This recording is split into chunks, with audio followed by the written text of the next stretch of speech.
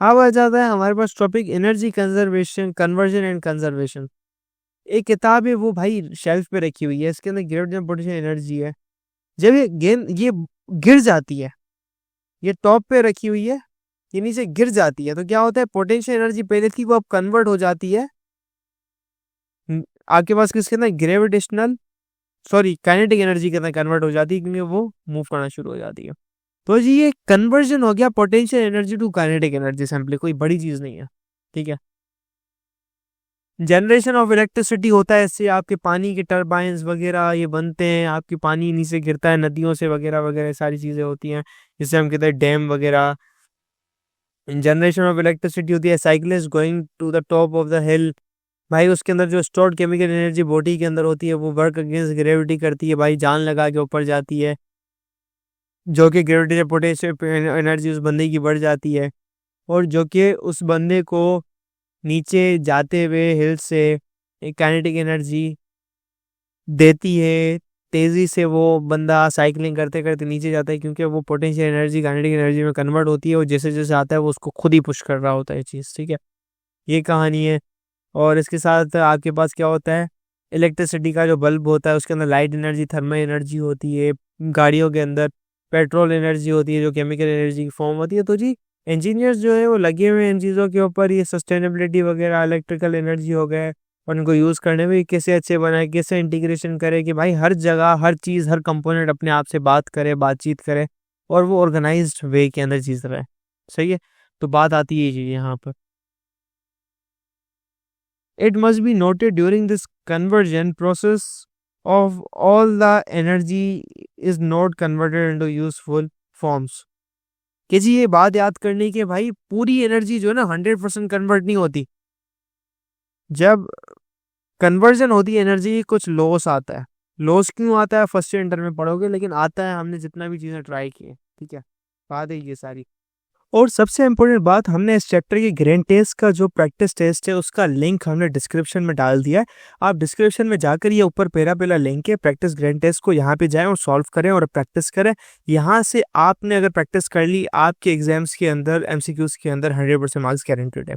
उसके अलावा अगर आपको हमारे फ्री नोट्स चाहिए, lecture, guest papers, model papers चाहिए, तो इस पहली वाली लिंक पे क्लिक करके आप हमारे चैनल को ज्वाइन हो जाए, और दूसरी वाली लिंक को क्लिक करके आप हमारा व्हाट्सएप ग्रुप है इंपॉर्टेंट प्रीमियम, उसको ज्वाइन हो जाएं, ठीक है।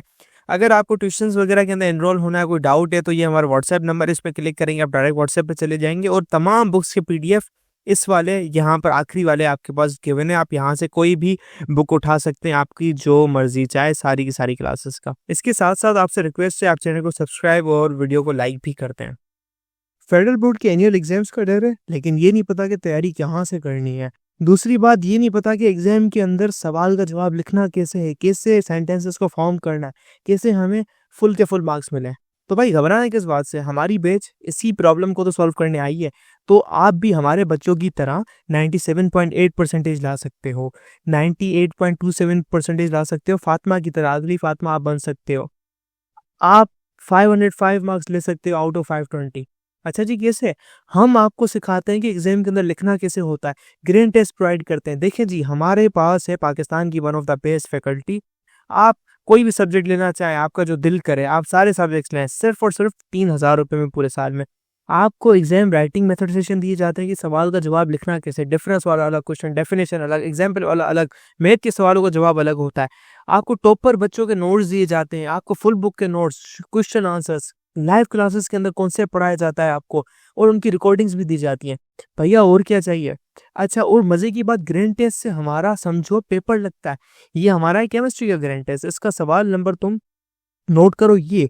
तो भैया इस ग्रैंड टेस्ट में से आपके 3 सवाल लगे हैं क्लास 9 के केमिस्ट्री के पेपर में, इस साल जो नए सिलेबस से हुआ था 2025 के अंदर ग्रेड 9 का। तो इतने इंपॉर्टेंट हमारे ग्रैंड टेस्ट होते हैं, सारे आपको दिए जाते हैं। तो भैया देर किस बात की, इस नंबर पे कांटेक्ट करें और अभी रजिस्टर करवाएं। अब कहानी ये आती है, जैसे एक ऑटोमोबाइल ड्रिवन विद पेट्रोल होती है, तो वो क्या करता है, 17 से लेके 21% of the chemical energy gasoline जो पेट्रोल होता है ना आपको जो डालते हैं, वहां से एनर्जी लेता है, 80% आपका साया हो जाता है पावर। तो जी the remaining 80% is loss to the environment is heat and other forms of energy. Electric cars are far more efficient than internal combustion engine जो आप पढ़ेंगे कार से बहुत अच्छा है, क्योंकि वो बर्निंग नहीं करता, जलाता नहीं चीज़ों को। Energy can not be destroyed के और created only created from one form to another. From one, it created and converted from one to another, कि भाई एनर्जी आपने बना दी, अब उसको आप एक फॉर्म से दूसरी में कन्वर्ट कर सकते हो, ख़त्म नहीं कर सकते। ख़त्म करने का मकसद ये नहीं होता है कि भाई आप अपने अब्बा को बोलो अपने घर पे गई ख़त्म हो गई, ज़ीरो हो गई, भाई नहीं, ख़त्म नहीं है, माइंड के अंदर है, और माइंड के अंदर लॉजिकली सोचना है, ना कि फिजिकल प्रेजेंस के अंदर। भाई इस चीज़ का कोई फिजिकल प्रेजेंस है ही नहीं जो चीज़ है ना, तो ये बात समझने की है। Energy can neither be created nor be destroyed in any process. It can be converted from one form to another, but the total amount of energy remains constant. भाई टोटल अमाउंट बढ़ेगी नहीं। पता चले खुद बॉडी के अंदर 1 kilo calorie energy थी, आधी उसके पास बची है, आधी देने नहीं, पता चले कि भाई लड़का क्या कहते हैं पूरी 1 या 0.75 लेके चला गया। So this is something you need to see, you need to look into it. ठीक है, this means that the work done is zero, the change in energy is zero। भाई जब वर्क डन क्या होता है, चेंज इन एनर्जी होता है, तो जब change in energy delta E ही बराबर है जीरो, तो work done, change in work done या वर्क डन होता ही डेल्टा ई के बराबर है, तो delta W work done is equal to zero हो जाएगा simply. That's it, that's the logic over here.